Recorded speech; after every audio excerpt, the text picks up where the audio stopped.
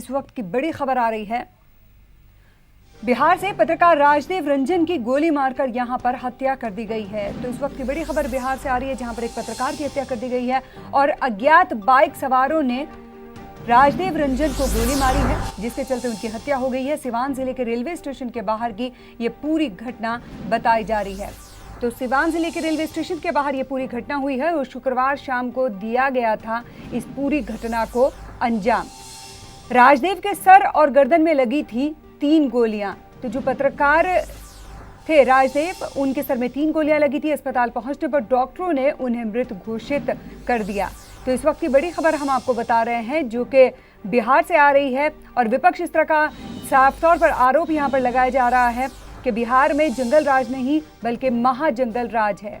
तो पत्रकार राजदेव रंजन की गोली मारकर हत्या कर दी गई है। अज्ञात हमलावर आए थे, बाइक पर सवार होकर आए थे, जिन्होंने राजदेव रंजन को ये गोली मारी है और सिवान के रेलवे स्टेशन जो है उसके बाहर ये पूरी घटना हुई है। इस पूरी घटना को अंजाम दिया गया है। शुक्रवार शाम को दिया गया था इस पूरी घटना को अंजाम, लेकिन अभी ये नहीं पता चल पाया है कि जो हमलावर आए थे बाइक पर सवार होकर आखिर वो कौन लोग थे, आपसी रंजिश थी या कुछ और मामला था। अभी इस पर से पूरी तरह से तस्वीर साफ नहीं हो पाई है।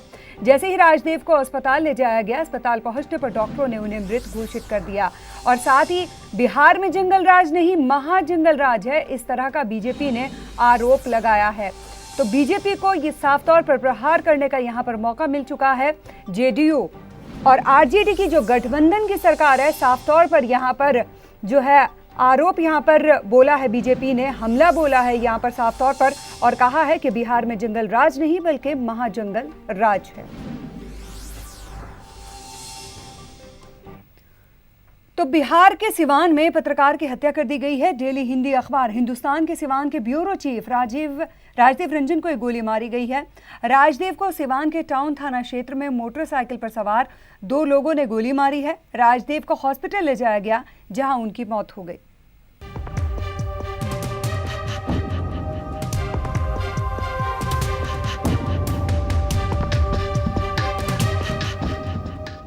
बिहार में बेखौफ बदमाशों के हौसले हर दिन बुलंद होते नजर आ रहे हैं।